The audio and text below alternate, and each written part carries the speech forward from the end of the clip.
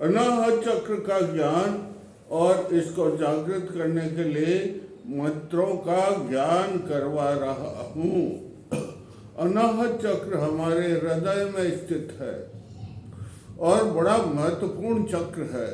ये नीचे के चक्रों को और ऊपर के चक्रों को भी नियंत्रित करता है। इसके अंदर ईश्वर का वास है। देखो, कहते हैं कि जीवात्मा का वास है इसमें। किसमें? जीवात्मा का। इसके अंदर जो कमल की कर्णिका है, उस कमल की कर्णिका के अंदर एक ज्योति जलती है और उस ज्योति के अंदर एक और सूक्ष्म ज्योति जलती है जो के बीज के बराबर होती है। उसी को जीवात्मा कहते हैं। क्या कहते हैं? आत्मा, जीवात्मा, उसी को कहते हैं।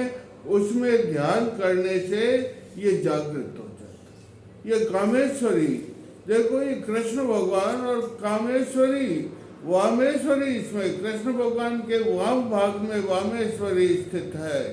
उसमें भी इसका ध्यान करने से जागृत हो जाता है। वामेश्वरी, हे माँ कुंडलनी। कौन सा?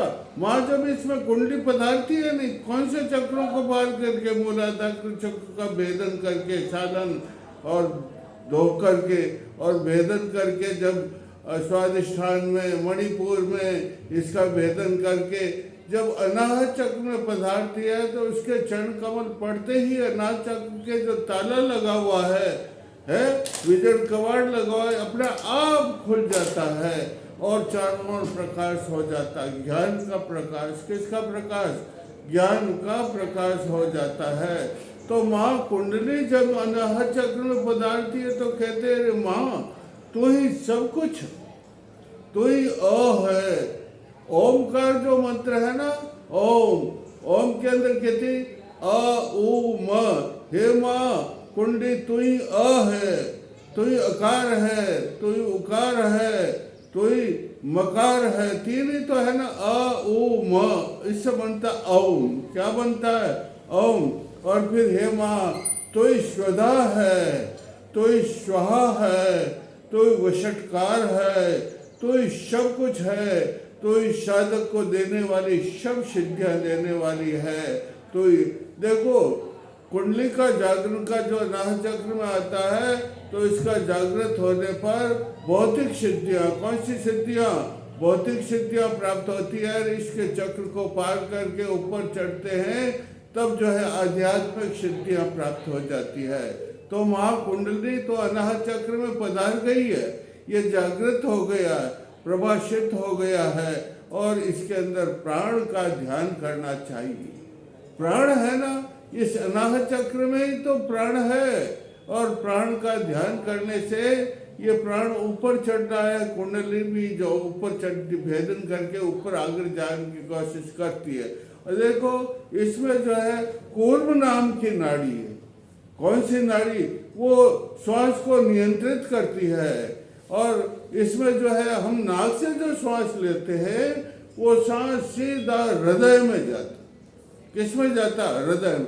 और हृदय में जाकर के रक्त को शुद्ध करता है।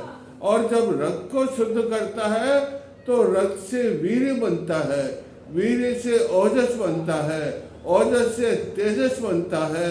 तो इतनी प्रक्रिया इससे है और इससे जो है ध्यान करना चाहिए। यम बीज है, इसके अंदर यम बीज के अंदर ध्यान करना चाहिए।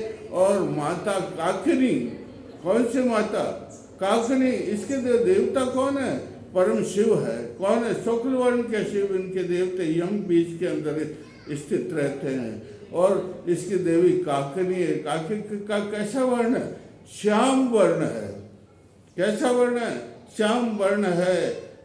लाल साड़ी पहनी हुई है, चंद्रमुख के समान मुख मान है, उसके मुकुट पहना हुआ है, सर्वांग में जो है आभूषण पहने हुए हैं, वर्ध हस्त है।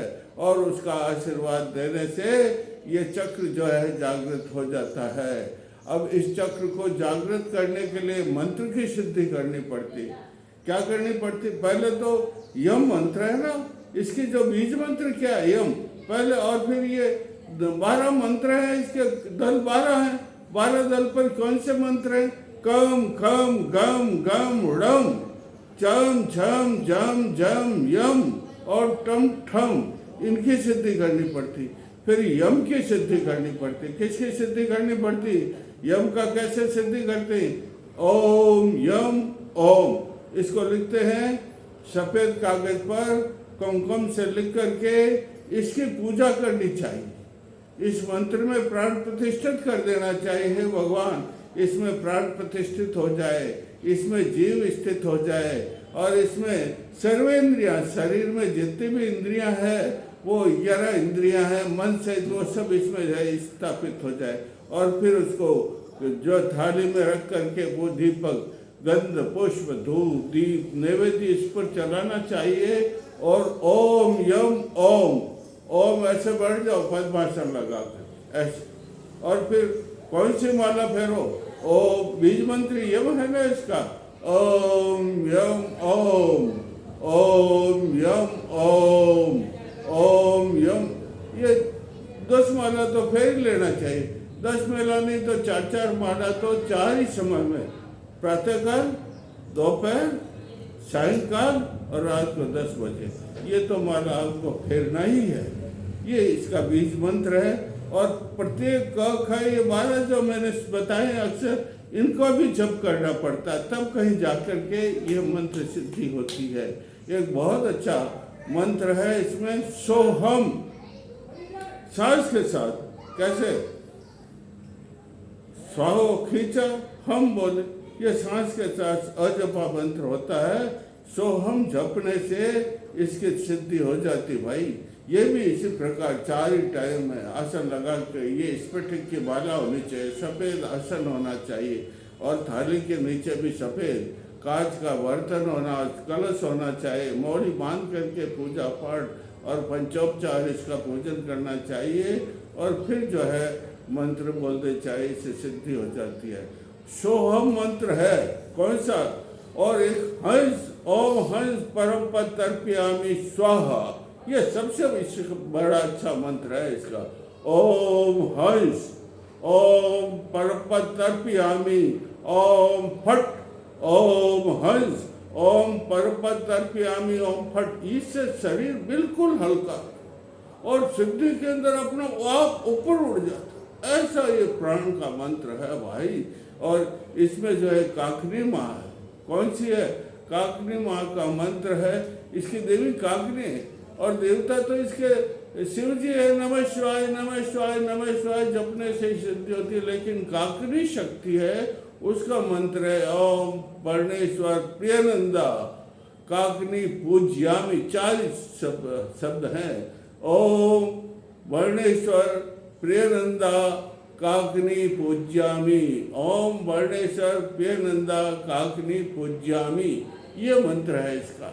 ये जपना चाहिए भाई, बहुत जरूर। माँ काकनी जब अधिष्ठात्री देवी और माँ का स्वरूप इतना सुंदर और माँ की जब कृपा हो जाती है तो माँ कहती है तो चिंता मत कर, सर्व सिद्धियाँ मैं तुम्हें दे दूंगी, तुम्हें सर्व सिद्धियाँ तुम्हें दे दूंगी, लेकिन तू सतत अभ्यास कर। पतंजलि ने लिखा सतत अभ्यास तन्निरोध वैराग्यम।